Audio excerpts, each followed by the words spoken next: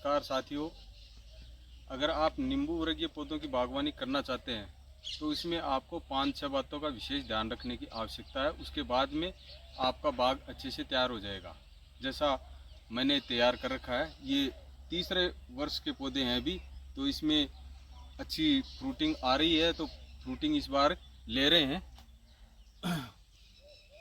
अब इसमें आपको जिन बातों का ध्यान रखना है उसकी मैं डिटेल से आपको बता देता हूँ।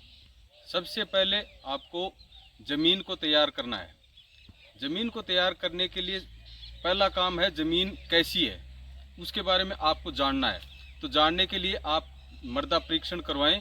इसके लिए आप अपने जो जिला स्तरीय एक जिला हेडक्वार्टर पे मृदा परीक्षण लैब होती है, वहाँ पे आप अपनी मिट्टी का सैंपल लेकर के जाएं और 5 रुपये में मिट्टी का आपको पता चल जाएगा कि इसकी क्वालिटी कौन सी है, क्षारीय है या अम्लीय है या इसकी क्वालिटी सही है। तो अगर मिट्टी क्षारीय है तो आपको उसके अंदर जिप्सम डालनी है, क्योंकि जिप्सम अम्लीय होती है और उसके साथ में एक फ़ायदा और होता है, उसके अंदर सल्फर होता है और कैल्शियम होता है। तो वो दो चीज़ों की और पूर्ति कर देती है और आपका जो क्षारीय उसका मिट्टी का जो लेवल है उसको नॉर्मल कर देती है।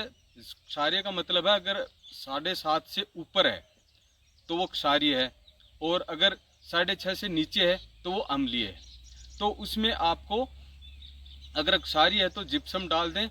और जिप्सम आपको अपने जो क्रय विक्रय सहकारी समिति होती है उसमें किसानों को सब्सिडी के ऊपर मिलती है, तो वो काफ़ी सस्ती मिल जाती है।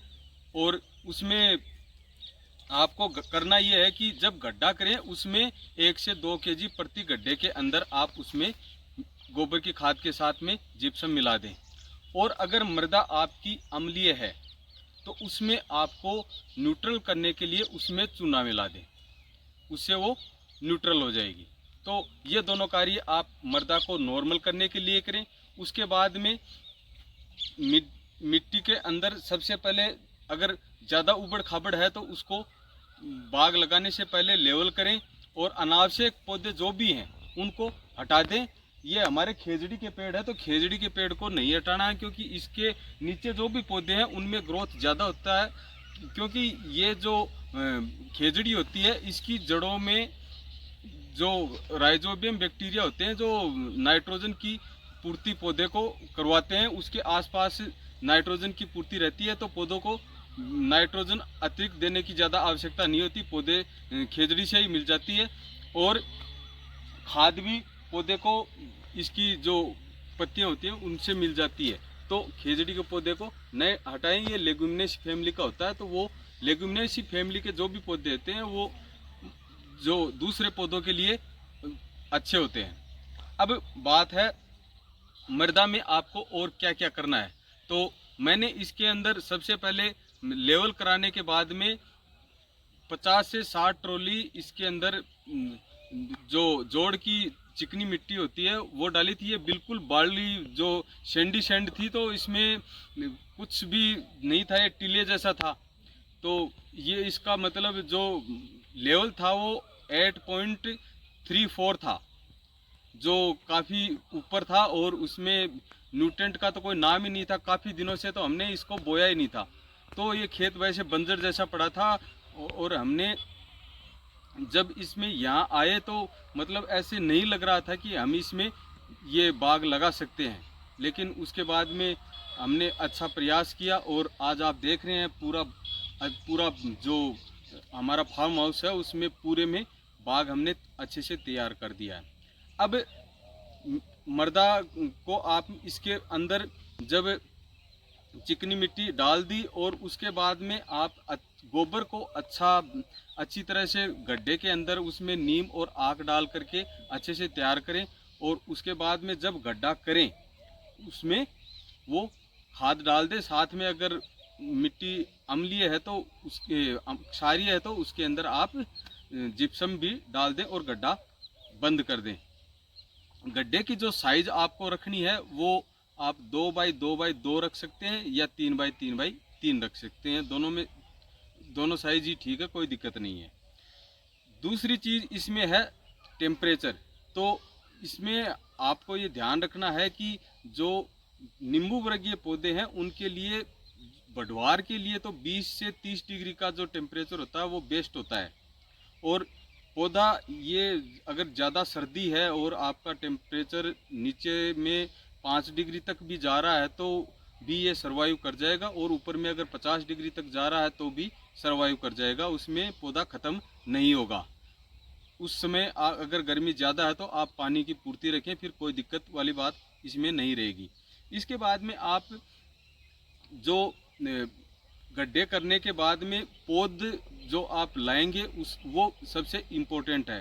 तो नींबू की अगर आप बाग लगा रहे हैं तो नींबू में आपको बाग के लिए इस बात का ध्यान रखना है कि अगर आप बाग को लंबा चलाना चाहते हैं तो कलमी पौधे उसमें सक्सेस नहीं है, क्योंकि कलमी पौधे जो भी होते हैं उनकी जो एज होती है वो 10 से 15 साल के बीच ही होती है, और जो बीजू पौधा होता है उसकी उम्र ज़्यादा होती है। तो इसमें मैं आपको बालाजी वैरायटी सजेस्ट करूँगा। और अगर आप कलमी पौधे लगाना चाहते हैं और ये अगर लंबे की कोई बात नहीं है तो उसमें ये होता है कि पहले वर्ष से ही थोड़े प्रोडक्शन स्टार्ट हो जाता है, तो जल्दी उसमें आपको प्रोडक्शन मिल जाता है। और जो बीजू पौधे हों उसमें 3 साल के बाद में आपको प्रोडक्शन मिलना चालू होगा। तो ये इसमें डिफरेंस होता है, तो इस बात का विचार ढंग से करें। एक कुमकांठ जो आता है पाकिस्तानी नींबू आता है तो उसकी में सर्दियों में ही नींबू लगते हैं, तो उसका आपको थोड़ा ध्यान रखना है, क्योंकि सर्दियों में मार्केट में नींबू की वैल्यू नहीं होती, और नींबू अगर सर्दियों में लग रहा है तो आपको कोई उसकी ज़्यादा इनकम होने वाली नहीं है। तो इस बात का आपको विशेष ध्यान रखना है, और जो प्रूनिंग का टाइम है वो भी आपको उसी हिसाब से सेट करना है, क्योंकि इसमें जो हस्तबहार होती है वो ही इम्पोर्टेंट होती है। हस्तबहार में ही आपको उसमें फल लेने हैं।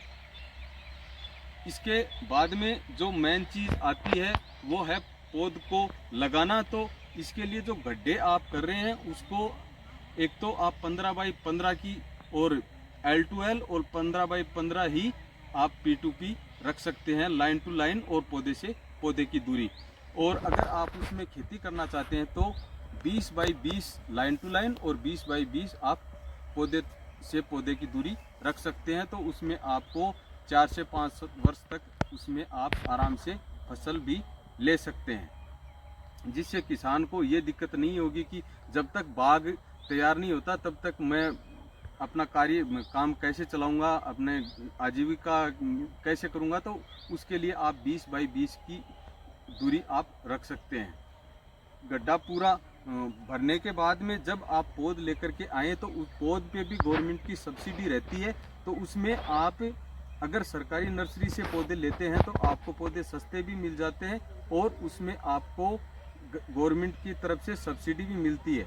लेकिन क्वालिटी आपको चेक करनी है, पौधे कैसी क्वालिटी में मिल रहे हैं। तो अगर पौधे अच्छे पौधे मिल रहे हैं सरकारी नर्सरी से तो आप वहां से ले सकते हैं, उसमें आपको ज़्यादा पैसा नहीं लगेगा। और अगर आप प्राइवेट नर्सरी से पौधे लेंगे तो आपको उसका पे पर्सनली करना पड़ेगा, गवर्नमेंट की तरफ से आपको कोई मदद नहीं मिलेगी।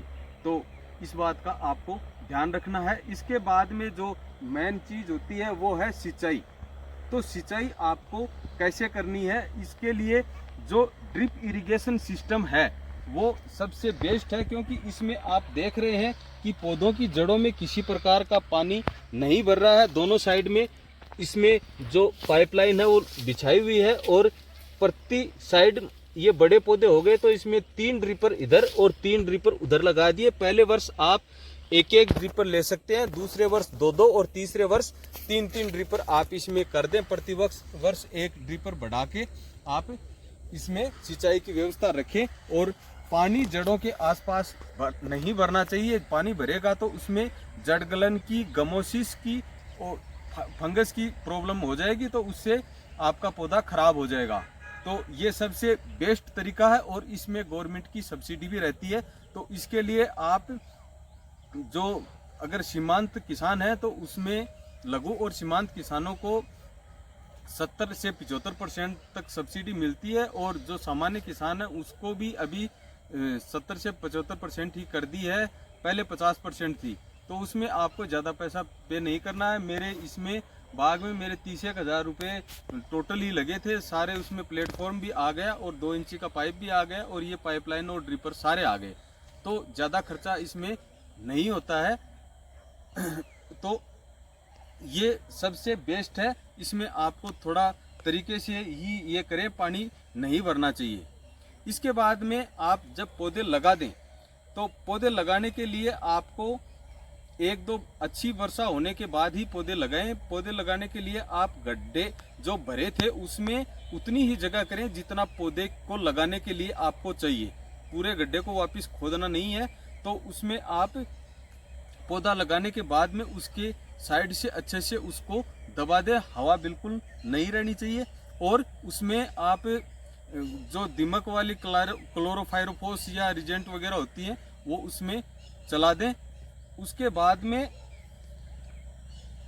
ये सिंचाई का आपका पूरा हो गया तो उसमें शुरू में आप ह्यूमिक एसिड पौधे के अंदर चला दें। और जो सरसों की जैविक में अगर आप कर रहे हैं तो उसमें आप सरसों की खली, नीम की खली और मूंगफली की खली को 5 दिन तक पानी में भिगो करके और वो प्रति पौधा 50 ग्राम के हिसाब से उसमें चला दें। और उसके अलावा आप छाछ, खट्टी जो छाछ होती है, छाछ के अंदर गुड़ डाल करके और वो भी पौधों के अंदर चला सकते हैं। इसके लिए आपको रेशियो रखना है 10 केजी छाछ और 1 केजी गुड़, और बाकी उसमें आपको पानी लेना है। तो उस हिसाब से आप पौधों के अंदर चला देंगे तो उससे न्यूट्रिएंट की पूर्ति हो जाएगी। उसके अलावा आप जीवामृत और जो वेस्ट डिकम्पोजर होता है वो प्रति 15 दिन से आप इसमें चला दें।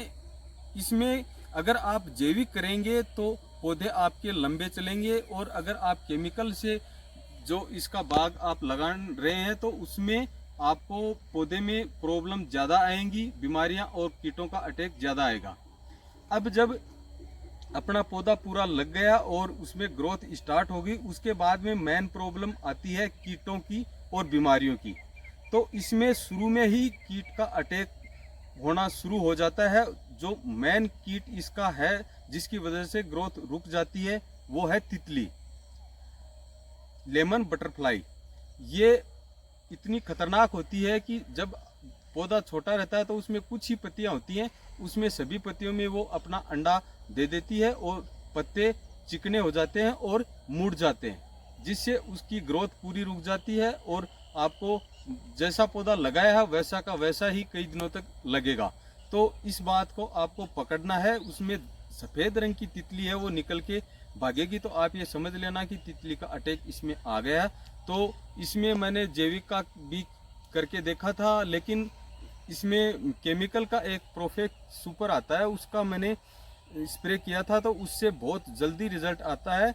और अभी तो ये बाग बड़ा हो गया तो इसमें इन कीटों का अटैक आता नहीं है, क्योंकि अगर कुछ पत्तों में दे भी दिया है अंडे तो उससे ज़्यादा फर्क नहीं पड़ता है। तो बड़े पौधों में कोई दिक्कत नहीं होती, लेकिन छोटे पत्तों में, पौधों के अंदर पत्तों में ये पूरी ग्रोथ को बिल्कुल रोक देता है। तो इसमें आप प्रोफेक्ट सुपर का प्रयोग कर सकते हैं। और दूसरा जो 2-3 इम्पोर्टेंट जो डिजीज़ होती है उनका भी आपको ध्यान रखना है। एक तो पौधों के जो तना होता है उसके ऊपर आप बोर्डो मिश्रण होता है उसका पेंट कर दें, और एक इसके जड़ों के अंदर आप पानी ज़्यादा नहीं दें, दलदल जैसा नहीं होना चाहिए। अगर ज़्यादा पानी रहेगा तो इसमें गमोसिस की और फंगस की और जो सिट्रस कैंकर है इनकी प्रॉब्लम आती है, जड़ गलन की प्रॉब्लम आती है, तो उसका आपको विशेष ध्यान रखना है। उसके बाद में आप जब एक डाईबैक डिजीज आती है तो डाईबैक में आप पौधे के जो शाखा सूख गई उसके 4 अंगुल नीचे से उसको काट दें और उसको पौधे को ऑब्जर्व करते रहें कि अगर और आगे भी वो रोग बढ़ रहा है तो उसके नीचे से उसको ब्रांच को काट दें, ताकि उसका वो जो भी अटैक है वो वहीं रुक जाएगा और उसकी जो शाखा आपने काटी है उसको जला दें। इन चीज़ों का आपको विशेष ध्यान रखना है। सिट्रस कैंकर का ध्यान रखना है। ये जो फंगस का अटैक इसमें आता है और तितली का, ये दो मेन इम्पोर्टेंट है। इसमें एक जो गमोसिस होता है, गमोसिस तने के अंदर आता है, उसमें गूंद जैसा आ जाता है, तो वो एक चीज से ही रुकता है। उसका जो बोर्डो मिश्रण आता है उससे का अगर आपने पेंट तने पे कर दिया तो गमोसिस नहीं होगा, क्योंकि गमोसिस अगर हो गया तो वो पौधे को खत्म कर जाता है। और इसके अलावा जो सिट्रस कैंकर होता है, सिट्रस कैंकर में भी यही होता है। उसमें आपके वो जो पत्ते होते हैं, पत्तों के अंदर उसका असर आपको दिखेगा। जो पत्ते होते हैं उसमें वो जले हुए जैसे हो जाएंगे बीच में से, और उससे आप ये डिसाइड कर लेंगे कि ये सिट्रस कैंकर ही है। उससे फिर पूरा पौधा सूख जाता है। और इसमें जो एक और इम्पोर्टेंट बात है वो है न्यूट्रेंट की। इसमें 4 जो मेन न्यूट्रेंट होते हैं वो भी उनकी पूर्ति आपको जरूर करनी है, क्योंकि जो 4 न्यूट्रेंट हैं वो ही इसमें कमी मुख्य रूप से दिखाई देती है, जिसमें एक है आयरन, दूसरा जिंक, तीसरा बोरोन और चौथा है मैग्नीशियम। इसकी पूर्ति जरूर रखें। इसके लिए आपको अगर केमिकल यूज करना पड़े तो भी आप उसमें स्प्रे चला दें, लेकिन पौधों में इनकी कमी नहीं होनी चाहिए, नहीं तो पौधे ग्रोथ रोक देंगे और कीटों का और बीमारियों का अटैक भी ज़्यादा होगा। तो इस प्रकार आप नींबू वर्गीय पौधों की अगर बागवानी करेंगे तो आपके बाग अच्छे से डेवलप हो जाएगा और उसमें जल्दी ग्रोथ आएगी और आप जल्दी उससे प्रोडक्शन ले पाएंगे। तो साथियों, अगर वीडियो आपको अच्छा लगा हो तो प्लीज़ वीडियो को लाइक और शेयर करें और चैनल को सब्सक्राइब जरूर कर दें। Thank you. जय हिंद, जय भारत।